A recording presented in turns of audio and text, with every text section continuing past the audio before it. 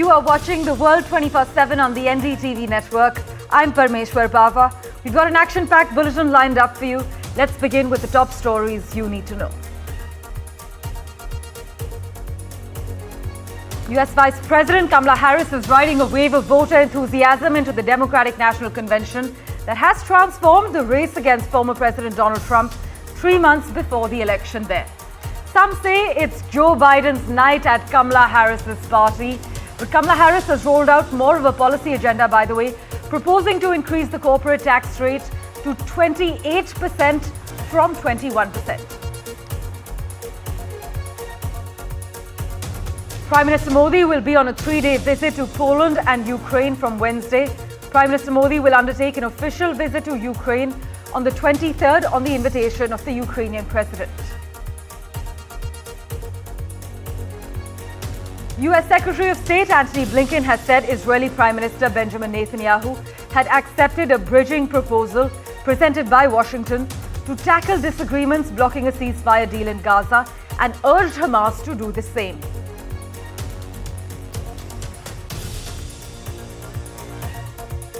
British tech magnate Mike Lynch and 5 other people were missing after a luxury superyacht sank during a freak storm off Sicily early on Monday.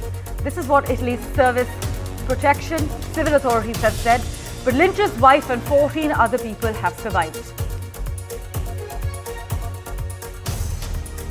Skygazers across the globe can catch a glimpse of a rare blue moon supermoon tonight. The term supermoon is used to describe the appearance of a full moon when it is within 90% of its closest approach to Earth, making it appear bigger and brighter in the night sky.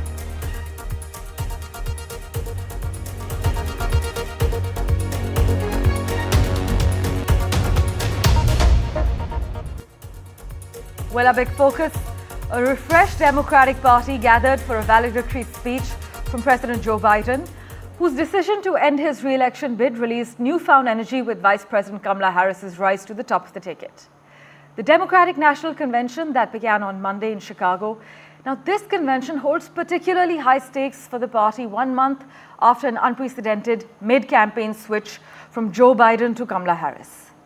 The opening night was designed as a handoff from the incumbent to his hand-picked successor, albeit 4 years before he intended for her to follow him.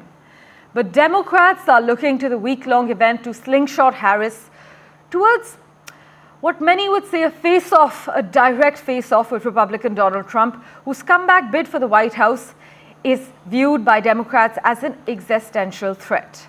Having taken over the ticket just 1 month ago, Kamala Harris must now win over a divided country that is viewing her more positively, but still making up its mind about the election.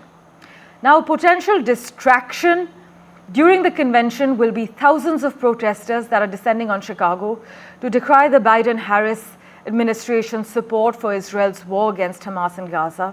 In fact, a few thousand people have marched towards the United Center, we're told, the site of the DNC. This was on Monday afternoon, and a group that called itself the Abandon Biden Movement held an event to rebrand itself as Abandon Harris. The group argued the vice president's inability to differentiate herself from Biden's handling of the war, and they said that this was not acceptable. But Harris's allies hope the pro-Palestinian protesters will not overshadow this official program, which features a slate of current and former Democratic stars, plus what organizers describe as everyday people.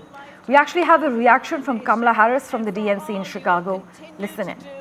We are forever grateful. It is so good to be with everyone this evening in this hall and everyone at home. This is going to be a great week. And I want to kick us off by celebrating our incredible President Joe Biden, who will be speaking later tonight. Joe, thank you for your historic leadership, for your lifetime of service to our nation, and for all you will continue to do. We are forever grateful to you.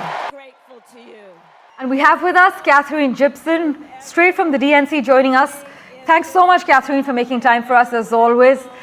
Many people I'm speaking to are saying it's a very precarious time for Kamala because a false step could actually hobble Kamala Harris at a point when her candidacy has been enjoying a burst of money, momentum, and even joy.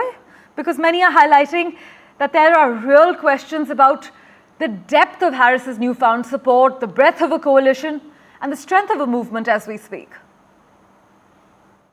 Well, it's certainly right that this has been a whirlwind couple of weeks for Vice President Harris.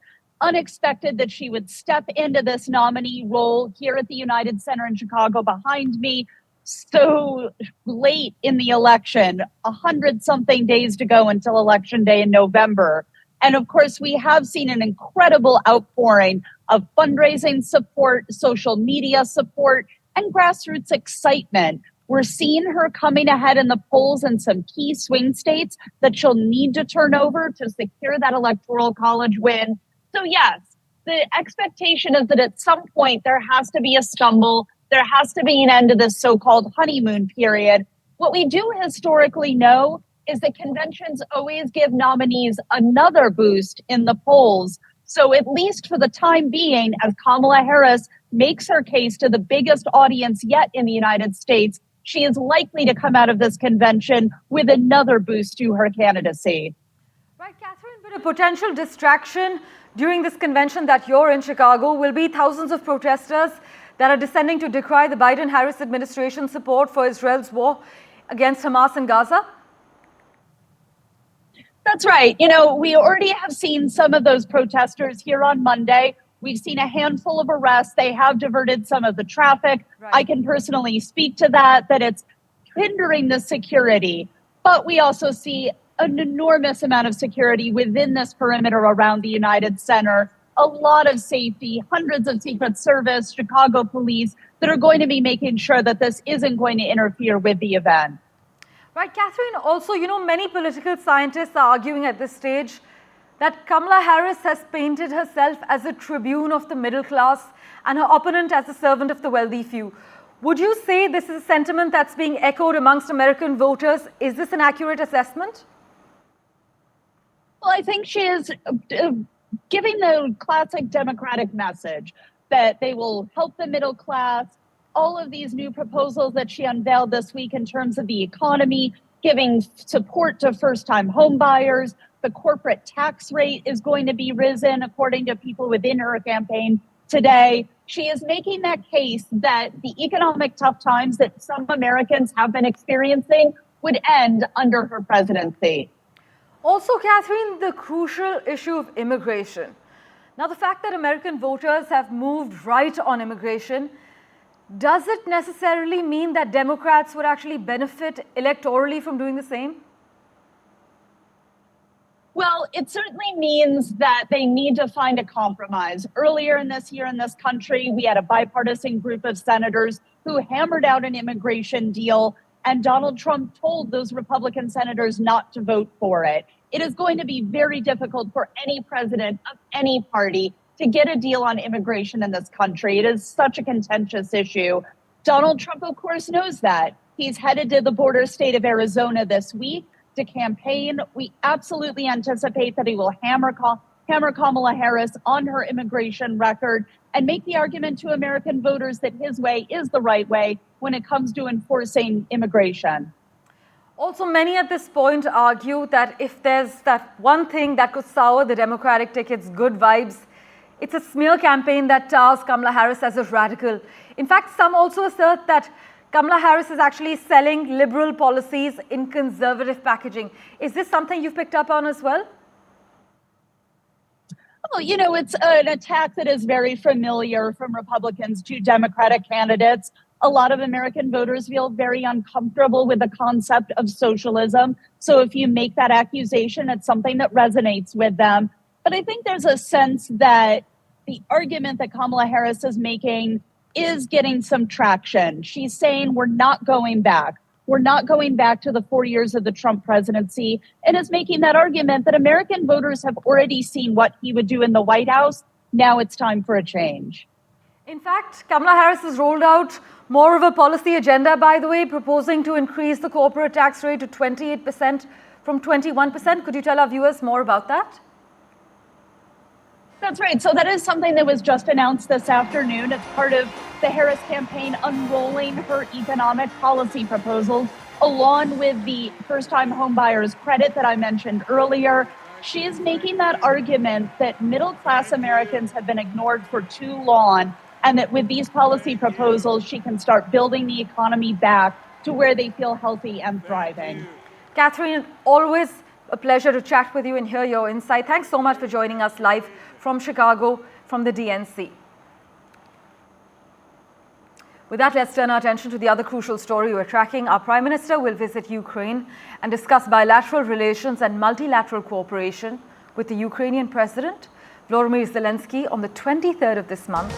This is what the Ukrainian Presidential Office has confirmed. In fact, India's Ministry of External Affairs has said that this is also a landmark and a historic visit, since this will be the first time an Indian Prime Minister will be visiting Ukraine in more than 30 years since we established our diplomatic relations. The MEA has added that this visit will build upon the recent high-level interactions between our leaders. As you are well aware, though, India has refrained from directly blaming Russia for what Moscow calls a special military operation, while urging the neighbors to resolve the conflict through dialogue and diplomacy. Listen in to what the MEA had to say. Prime Minister Shri Narendra Modi will be undertaking an official visit to Poland this week on 21st and 22nd August at the invitation of Prime Minister His Excellency Donald Tusk. This is a landmark visit as Prime Minister of India is visiting Poland after 45 years. The visit takes place as we also mark the 70th anniversary of the establishment of our diplomatic relations between India and Poland. Well, it's an action-packed few days for Mr. Modi, when he's going to be traveling to Poland on the 21st and wrapping up in Ukraine on the 23rd. Vishnu Shom is in Poland, catching all the latest action for you. Listen in. Good morning and welcome. I've come to you from Warsaw, Poland. The Prime Minister set to visit over here, the first Indian Prime Minister to be in Poland in 45 years. It's an important relationship. There is a strong historical basis to this relationship. Indian and Polish soldiers fought together in the Second World War in the historic Battle of Monte Cassino in Italy. 6,000 Polish women and children were given refuge by royal families in India during the Second World War. India really wants to ensure that this relationship, which is so important, is raised to an even higher keel with the visit of the Prime Minister over here. There have, of course, been very high-level exchanges by foreign ministers and Polish heads of state to India as well. Earlier on, the former President of India also visited here. But the visit of Prime Minister Modi, very important. It's part one of a two-part visit. The second part of the visit will see the Prime Minister traveling to Ukraine just a couple of weeks after he traveled to Moscow. India's message absolutely clear. We have an entirely independent foreign policy. We have a close relationship with Russia, a close one with Ukraine. But when it comes to Ukraine, the sovereignty and the territorial integrity of Ukraine needs to be maintained, and the war needs to come to an end on the basis of a negotiated settlement. It's also interesting to note that the Russian Navy chief is presently in New Delhi, and India also has a close military relationship with Ukraine. Not too many people speak about the fact that gas turbine engines for Indian Navy frigates and Indian Navy destroyers are Ukrainian, that the transport aircraft fleet of AN-32s for the Indian Air Force actually come from Ukraine as well. So there would be that defense conversation as well. Ukraine, of course, now fighting a war, so to what extent things can progress, we don't know. But it is an important visit, a high security visit, and a very short 8-hour visit that the Prime Minister will have to Ukraine after a state visit to Poland. In Warsaw, Vishnu Shom for NDTV. Well, as Vishnu just mentioned briefly, the Prime Minister will visit Poland on the 21st of August. This actually marks 70 years of diplomatic relations between India and Poland. And just a little bit of trivia for you, the last Indian Prime Minister to visit Poland was Morarji Desai about 4 decades ago, 45 years ago to be precise. Prime Minister Modi is visiting Poland at the invitation of the Polish Prime Minister Donald Tusk. My colleague Uma Shankar has also been on ground zero catching up with senior officials. Here's what he sent us. We have with us Wojciech Orange, who is head of International Security Program with the Policy Institute of International Affairs. My question to you is that Prime Minister Modi is going to Ukraine also. So what are the expectations? Do you think that there will be any kind of peace formula and any kind of peace solution would come out after this visit or during this visit?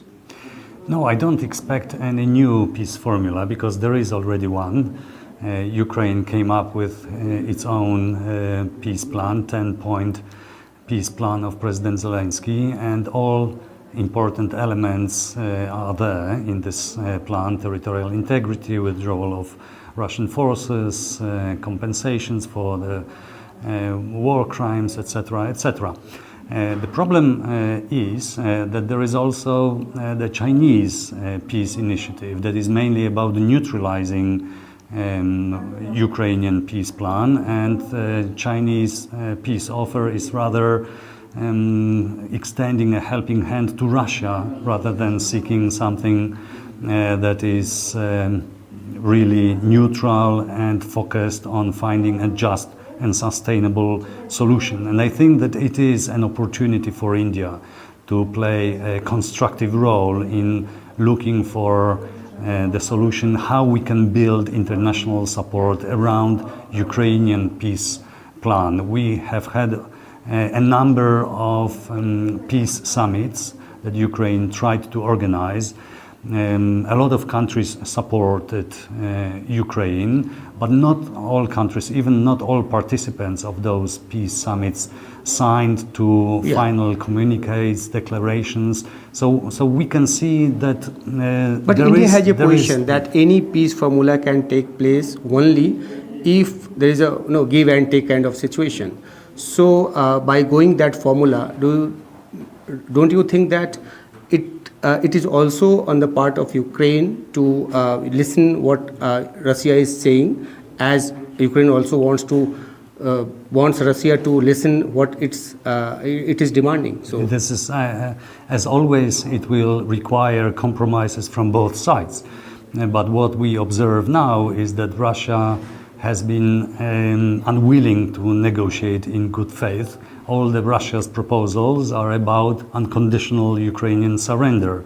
This is not about, okay, if Ukraine stays out of NATO, we will withdraw our troops from Ukraine and we will live happily ever after. It is always about maximalist Russia's goals, and Russia believes that by being a major nuclear power, which has much bigger resources than Ukraine, that it will be able to impose its will on Ukraine. So we are not at the stage when Russia would be willing to negotiate with Ukraine, and this is what we should try to achieve with support of India.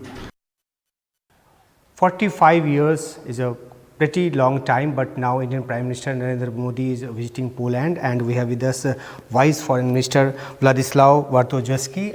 Thank you for joining us. So first of all, I would like to ask you, how big is this occasion, an Indian Prime Minister visiting Poland, a full independent Poland for the first time, and what are your expectations from this visit? It's a very important for us because Mr. Modi, who's been re-elected for the third time as Prime Minister of the largest democracy in the world, is coming to see us for the first time since Poland became independent and democratic. And in 1989, 1990, and it's a country which is slowly rebuilding itself from the years of communism. Now we are the 21st largest economy in the world, and India is of course the fifth and soon to become the fourth or even the third, according to the Prime Minister. And we want to cooperate more closely because we've got very many links. We established diplomatic relations 70 years ago, and we never had any problems. It has to be emphasized, we never had any quarrels, problems, or disagreements between India and Poland in 70 years. And it's time to build on it and move forward. And we would like to create a strategic partnership with India, which would encompass all spheres of life and business to get closer. Okay, so last visit of any Indian Prime Minister was 1979. So can you give a comparative picture, because at at that particular time, you can recall what was the situation at that particular time and now how the dynamics have changed? Well, 1979 was a kind of beginning of the dying throes of communism in Poland. The country was becoming worse and worse economically. The Communist Party was losing power, although it took another 10 years for it to relinquish power, but it was the beginning of the end, and it was, you could feel it. I could feel it. I was finishing my university then, and we were not free. We were colonized by the Soviet Union at the time. And now we are a fully democratic nation, a member of the European Union, part of the democratic world, and we therefore welcome the leader of the largest democracy in the world to visit us in a completely different setting than 45 years ago. Well, news and updates continue in a moment. Do stay tuned. We're slipping into a very short break.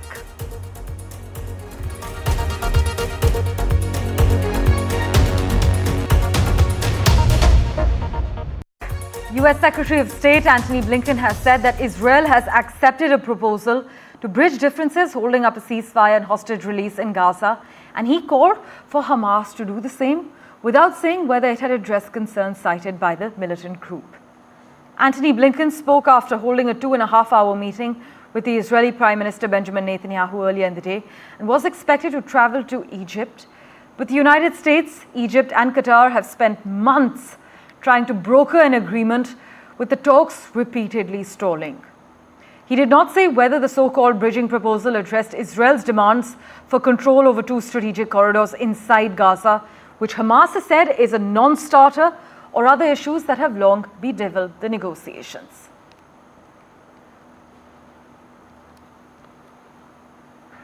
Just last week, the President put forward a proposal with Qatar and with Egypt to try to bridge the gaps that remain between the parties so that we could get agreement to what the President put out there a couple of months ago. In a very constructive meeting with Prime Minister Netanyahu today, he confirmed to me that Israel accepts the bridging proposal, that he supports it. It's now incumbent on Hamas to do the same. In other news, US intelligence officials say they were confident that Iran was responsible for the hack of Donald Trump's presidential campaign, casting the cyber intrusion as part of a brazen and broader effort by Tehran to interfere in American politics and potentially shape the outcome of the election. The assessment from the FBI and other federal agencies was the first time the US government has assigned blame for hacks that have raised anew the threat of foreign election interference and underscored how Iran, in addition to more sophisticated adversaries like Russia and China, remains a top concern. Besides breaching the Trump campaign, officials also believe that Iran tried to hack into the presidential campaign of Kamala Harris as well. Well, switching tracks, British tech tycoon Mike Lynch and his 18-year-old daughter are among the 6 people missing after a luxury yacht sank off the coast of the Italian island of Sicily in the early hours of Monday morning. The British tech magnate Mike Lynch and 5 other people were missing after their luxury super yacht sank after a freak storm off Sicily early on Monday. Mr. Lynch's wife and 14 other people have survived, but Mr. Lynch, who was acquitted in June in a big US fraud trial, was among the 6 people who remain unaccounted for after their chartered sailboat sank off near Palermo sometime after 4 a.m. A tornado over the water known as a waterspout had struck the area overnight, is what we're being told by official sources on Ground Zero, and the ship had a crew of 10 people and 12 passengers. This is what the Italian Coast Guard has confirmed.